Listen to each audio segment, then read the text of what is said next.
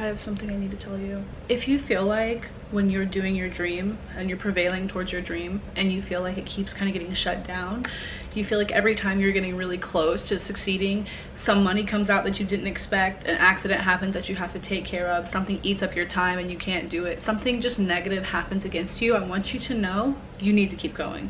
You need to keep going even harder in that time. You need to get a little bit mad. You need to get a little bit mad and use that passion, that anger, and that fire to do what you need to do, because I need you to understand, we see in scriptures, and I'm gonna look it up and tell you exactly where it is, but we see in the scriptures, Yah tells us that you don't fight against flesh and blood, okay? You're fighting against principalities. That means you're fighting against the powers that be. That means that the same collective that we operate on, where we are collective consciousness, and there is a high collective consciousness that you can be tapped into, and a low one, okay? For every action, there's an equal and opposite reaction. That's basically is the law of polarity. For all these things, there are these things. So understand that the high collective consciousness that you're a part of, and I'm assuming you because you're here to see this video, if you're a part of this high collective consciousness, then when you're feeling this desire to say something or create something or do something, no matter how hard you wish you didn't or don't want to accept the call, that is the high creative, that is the high collective that is summoning you and calling you and dreaming of hearing you and dreaming of seeing you and dreaming of experiencing you as a dream and what it is that you want to bring to reality.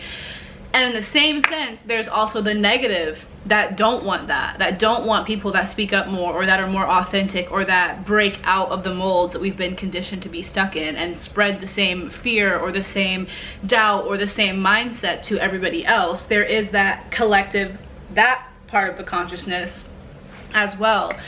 You see in the scriptures, Ephesians 6:12, for we wrestle not against flesh and blood, but against principalities, against powers, against the rulers of darkness of this world, against spiritual wickedness in high places. Wherefore, take unto you the whole armor of Yah, that you may be able to withstand in the evil day, and having done all to stand.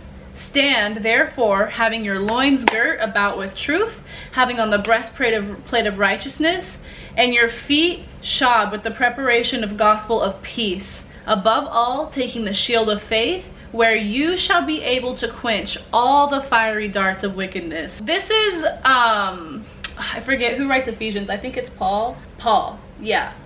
So Paul is writing, if I'm not mistaken, I think he's writing to the Romans. No, the Church of Ephesians. I can't remember. I'm sorry. I'm not here to give like a biblical history lesson. I'm really just trying to speak life into you, which if you do like biblical history lessons though, you can check out my podcast, He Said, She Said, because I do that there. You don't wrestle against flesh and blood. You wrestle against principalities, right? So it's not even people making you mad, the higher negative collective consciousness, because don't forget, the collective is not just what's in this dimension or what's on this physical plane. The collective is, we are all one. So the collective is everything in this universe, in this dimension, and outside. So even the versions of yourself that have made it to this point, whether that's in the future, whether that was in a different life, even the versions of yourself that made these different choices, because that is what ultimately the multiverse theory really boils down to. It's just versions of you that did make this choice or didn't make this choice, and the outcome that came from all of that. The version of you that reacted the same way that you would in a negative situation if someone cuts you off and you cuss them out, if your computer is crashing like mine and you start freaking out like me, you're literally inviting those things, you're matching that frequency, and that's being attracted to you, right? Just like if somebody puts out an ad and says, come watch the new Barbie movie or come watch the new Fast and Furious movie, like you're attracted to whatever is being put out, and that audience is going to go there. So if you're emitting this, like this poster, this feature film of I'm having a bad day or I'm having a fabulous day, people that want to see you have a bad day, the entities, the energy that want to see you have a bad day, they're going to show up and they're going to show out, and they're going to be like, how can we make it worse? She's going to spill her coffee on her white couch. Like, it comes in little things like that. It is not always some big catastrophe, somebody died right in front of you. Like, sometimes it really is the little things that be ruining your day that you're like, that would happen. That would happen. I would spill coffee on my white couch right after I just got it cleaned. That actually would literally happen. I would buy these shoes and then trip and scuff them up, like before I could even be seen in them. Like, that would happen. Like, little things It's the little things that really do build up and ultimately make you grumble and complain and ungrateful and irritable, and it wears you down and it burns you out. This is those things. Like, this is that, and that is what it is to wrestle against the principalities and the powers. Okay, principalities is what's ruling over this dominion, right? Or what's in set for a certain thing, right? So even cities have principalities, as in the extraterrestrial dimension. It sounds like crazy, it sounds like a bunch of like loony toony bin stuff, but when you start understanding frequency, quantum physics, quantum entanglement, all of these things, just a higher consciousness of oneness, you understand this. There are different things, there are principalities that are over certain things, right? Like, I used to live in LA, I worked in Hollywood film. You can feel when you land in the plane and you arrive and you step out in LA. Like, Miley was not joking when she said, I hopped off the plane at LAX with a dream in my cardigan. Welcome to the land of fame, excess. Woo! Yeah, like that vibe that you feel, you're like, ah, how the in the cab for the first time. Like, that is really how you feel. It's intentional. It's the spirit of a dream and the desire to do anything for the dream, right? You can go to Texas. I was raised in Texas. I am from Texas, from yeehaw, you know what I mean? You can feel when you're in Texas the spirit of work, the spirit of community, the spirit of friendship. It's just a spirit of like connect. There are some parts of Texas that are a little bit rough around the edges, you know? Like, that's really anywhere, in any city, any state, but you can feel what principality is kind of over what area, right?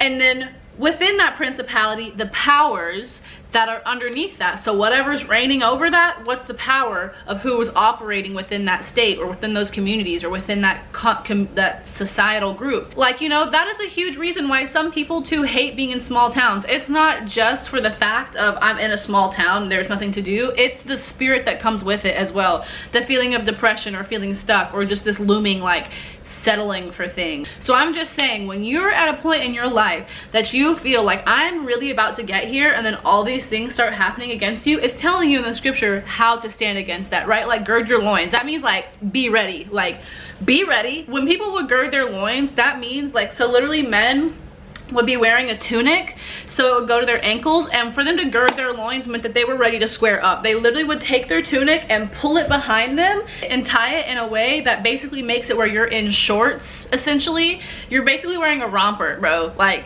gird your loins means put on your romper. It means get your fighting clothes on, because they had to get ready to go and fight, right? You're not gonna be like sprinting in a tunic, you know what I mean?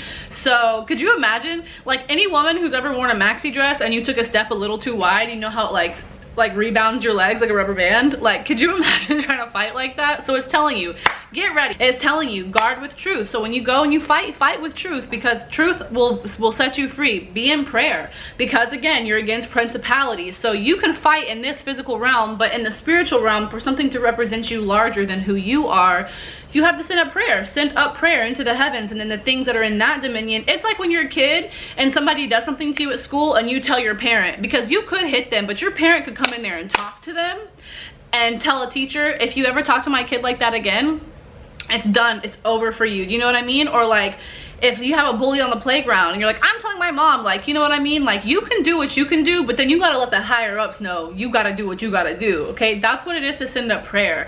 Your sacrifice is your prayer, okay? So it is it's to go in that truth and to believe and know who you are and to know the power that you have and to understand that sometimes the enemy is not attacking you. And when I say enemy, I mean the adversary and those negative powers that be. It's not attacking you for you sometimes. Sometimes it's attacking you because of all the lives that you're going to change, and it's going to be such a revolution and it's going to be such a mass consciousness shift because of what you brought to the table, that it's going to be overwhelming. There is no stopping what you start. You're a starter, and so they don't want you to even get started, because once you get started, that's it. It's over for them. Period. Done. Dunions. XO gossip girl. You know what I mean? You have to be sure that you're ready for this challenge when you step into it, because it's not going to be easy, girly pop. Like, I've been doing content creation since I was in the 7th grade. Professionally, I've been doing it since like 2018, and then full time I've been doing it for the last like year. So I've been doing editing and stuff on my computer for over a decade, okay? Since I was like 13 years old, for over a decade. I'm just now starting to really get to a point where I have the, and it's crazy for me to even say that. Like, sometimes we don't celebrate our wins and we feel like, who am I? Who am I to do this? I barely know what I'm doing. Like, you know more what you're doing than what other people know. They don't know what you don't know. So just do what you can with what you know, and then when you realize you don't know something, look it up and figure it out. Don't have an ego and be like, no, I know that, or like, oh my god, just look it up. I'm just saying, bestie, twin, because we're like this, you know what I mean? I've been doing this for a long time, and I'm just now starting to get to an area where I'm finding who I am in this season, how I want to present my content in this season, what I want to give in this season, how I want to love others and speak life into you. It's been a dream of mine. And I'm always trying to make these videos, and I'm like, girl, I'm just making stuff that's content that's like, look at my food, or like, look at my house, or like, I mean, like, not look at my house, because that's why I don't be blowing up. Like, there is nothing to look at. I'm making this content that's beautiful and awesome that I love to watch from other people, but it's just not doing well for me. And when I sit down and I actually journal and I ask myself, what's my mission, what's my reason, what's my why, I'm like, dude, I want to do it for the girlies. Like, I want to do it for the girlies to hype them up, because how many times have I felt like I wasn't gonna get to where I wanted to go, and I started feeling disheartened, and I started just feeling like, oh my gosh, I can't do this. And I wish there was someone out there telling me like, we're doing this. Okay, put on your big girl undies, gird your loins, you know what I mean, and get ready to go, because we're going. Like, we have to leave. We have to be out of the house in 30 minutes. Do you know you have 30 minutes? Are you kidding me? 30, yes. I need you to finish getting ready, because I counted on you being there, okay? I was planning on you being there. I already told everybody that you were gonna show up. I literally told everyone that you were gonna be there and you're gonna be ready to go. I'm not calling them to tell them that you can't come. You're gonna have to call everybody and tell them yourself. I know, that's what I thought. So come on, let's go. So I'm just saying, don't get discouraged. I am doing this stuff, and my computer has been shutting down.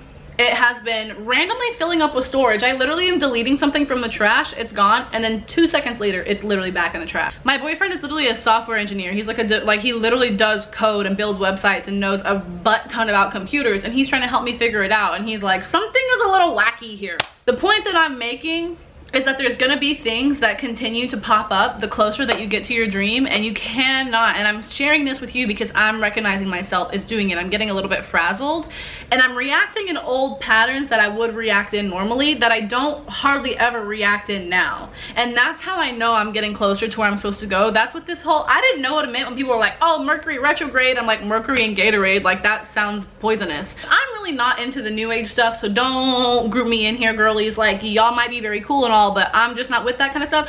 I don't know the whole Mercury and retrograde, Gatorade, all that stuff, but it is starting to make a little bit more sense to me, just like the effect that the moon and the cosmos can have on us. And not that I'm gonna play into that and give that my power and take that away from what I feel I receive when I'm just connected with the divine consciousness, but I do think that there are tools that are here to help us. And I'm just saying, I recently learned that the Mercury in retrograde basically is you're kind of being put back in a situation, or put in situations that are meant to make you. They are literally designed and crafted because you're ready to level up, right? So this whole Mercury in retrograde is essentially a moment crafted to put you in a place where you would act the way your old self acted. And the test is to not do that. The test is to just see how you, and the moment that you're consciously aware, like I have gotten to the point, and this is why I can no longer ignore it. I've gotten to the point where when I experience something, it's literally like 2 thoughts happen at once. The thought to like pop off and say what I want to say, and then the thought of like, you know, you don't need to do that. You know that this is a test. Literally don't open your mouth. Like literally shut your mouth right now. Just keep it shut. Just keep it shut. Don't say anything. Don't even think anything. Just keep it moving and act blind. You didn't see anything. I can't see, I'm blind. And I'm like slipping up a little bit, and then I have to give myself grace and be like, okay, well, you knew and you still chose to be sassy, so you got to cut that off and don't do that. It's all a growing process and a learning process, and I'm saying all of this to tell you that I'm here with you. And I get that it's really annoying when you work really hard for your dream and you feel like there are other creators out there who are living your dreams and achieving what you want to achieve, and you actually feel like your content is better than their content and your ideas and your message and your mission, and you're angry because you feel like, why are they literally popping off and I'm not? The difference is that you're getting down and you're telling yourself it's never gonna happen and it's not gonna work, and you're refusing to put your content out, or you're waiting for your content to be perfect to put it out, or you're having those type of negative thoughts, so then it's making you not want to support other people who are living out their dreams, which means you're in turn not going to get support because you're getting what you give. And if you're giving salt, you're gonna get salty. It's giving margarita, you know what I mean? So you're gonna have to support people and get a little bit of something else. Like, you give Cosmo, like, I don't know, I don't be drinking like that, but like, give a Shirley Temple, you know what I mean? Like, give Shirley Temple so you can get Shirley Temple, you know what I mean? So whatever that means, like, you know what I mean. I don't even know what I mean, but you know what I mean, because this message is for you and for me, and my camera is dying, so I'm just gonna take that as a sign that I said everything I needed to say, nothing less, nothing more, and I love you, and you're going to get this dream, and you're going to get everything you've ever wanted. So be consciously aware and mindful that when you're going through these negative things, there is something out there that doesn't want you to succeed, someone, something, some life that would benefit from you being in a negative consciousness. But the life of positivity and love and prosperity and abundance is actually the life that you were meant to live, literally, quite literally fabricated, designed by every sinew to live. That's why it's calling you so hard. So just don't give in. Like, if they're being a hater, let them hate and keep shredding your stuff, you know what I mean? Don't allow these things coming against you. The money, losing friends, losing what, you're literally getting room in your life to grow. Anything you lose is an opportunity to gain something, whether it's patience, power, peace, understanding, knowledge, growth, character, resilience, tenacity, whatever it is. It will lead to financial security, personal security, giving back to others. So I'm just saying, girl, you thought you were giving up, you're literally not. It's time to go. I'll be in the car.